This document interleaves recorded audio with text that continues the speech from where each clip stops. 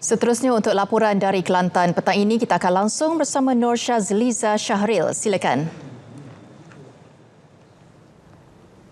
Lembaga Kemajuan Pertanian Kemubu Kedah bakal mengetengahkan permainan video interaktif berasaskan AI sempena Maha 2026 di Maib Sedang Ogos nanti. Pengerusinya Khalid Abdul Samad berkata, pendekatan interaktif itu bertujuan memberi pengalaman sebenar kepada pengunjung mengenai proses penanaman padi dari awal hingga menuai hasil. Permainan video itu kini di peringkat reka bentuk akhir dengan kos pembangunan dianggar antara RM200 hingga RM300,000.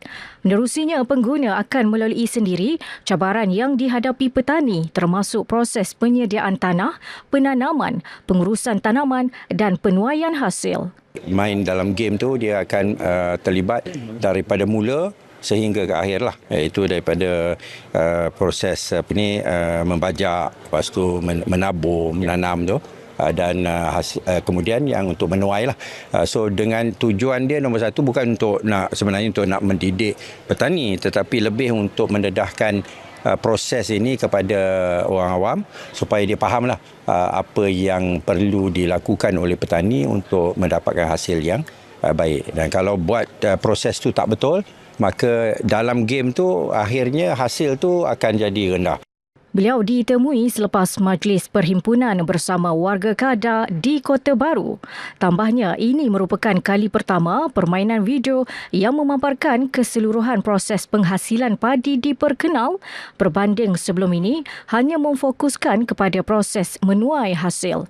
Maha 2026 dijadual berlangsung dari 28 Ogos hingga 6 September. Kerjasama antara kerajaan, NGO dan syarikat korporat penting bagi memastikan kebajikan pesakit terlantar terus terbela. Adun Kota Lama, Dr. Hafizah Mustaqim berkata, bantuan komuniti terutama membabitkan peralatan perubatan amat diperlukan ketika jumlah pesakit kronik dan warga emas semakin meningkat. Sokongan pelbagai pihak dapat membantu meringankan beban keluarga pesakit yang memerlukan penjagaan rapi di rumah. Dan Alhamdulillah di Kota Lama kita dengan usaha sama ada di pihak kerajaan melalui ICU JPM, ada juga program-program untuk bantuan peralatan pesakit dan juga kita bekerjasama dengan NGO selain daripada Pusat Khidmat DUN Kota Lama untuk memberikan bantuan peralatan pesakit seperti ini. Beliau ditemui ketika program penyerahan bantuan kerusi roda dan katil pesakit kepada seorang pesakit kanser di Kampung Jalan Bayam, Kota Baru. Tambah Dr. Hafizah, semangat pengorbanan sempena Zulhijjah wajar diterjemahkan melalui bantuan kepada golongan kurang bernasib baik. Program itu dianjurkan NGO pekerti dengan kerjasama Panji Malaysia bagi membantu pesakit terlantar serta meningkatkan kesedaran masyarakat terhadap kebajikan komuniti. Kasih seorang anak tiada galang ganti. Bagi Nur Atirah Ramli, 41 tahun, rutin berulang-alik dari Bacok ke Kota Baru hampir setiap hari sejak 3 tahun lalu dilakukan demi menjaga bapanya yang menghidap pelbagai penyakit kronik. Bapanya, Ramli Saleh, 71 tahun, disahkan menghidap kanser hati sebelum keadaan kesihatannya semakin merosot selepas turut dikesan menghidap kanser tulang 2 bulan lalu. Nur Atirah berkata, bapanya kini tidak lagi mampu bergerak dan memerlukan bantuan penuh untuk menjalani kehidupan seharian. Dia kaki sakit ayah ni dari 3 tahun dah.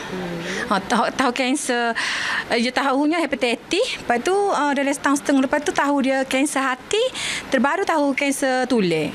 Kesukaran keluarga itu mendapat perhatian NGO pekerti dan Panji Malaysia yang tampil menyumbangkan kerusi roda serta katil pesakit. Sebelum ini, Ramli hanya menggunakan kerusi roda pinjaman bagi memudahkan pergerakannya. Memang sangat senang hati, syukur alhamdulillah banyak-banyak. Pasal kita diri lama pun tak apa kan. Ini kita biar dapat nak balik ke macam-macam lah kan. Ini kita diri syukur alhamdulillah. Bagi Nur Atirah, bantuan itu memberi kelegaan besar kepada keluarganya yang berdepan kekangan kewangan dan tinggal di rumah sewa. Katanya sumbangan berkenaan bukan sahaja membantu dari segi peralatan perubatan, malah memudahkan urusan penjagaan bapanya yang semakin uzur. Laporan itu mengakhiri perkembangan dari Kelantan. Kembali ke Angkasa Puri Kota Media. Terima kasih Syazliza.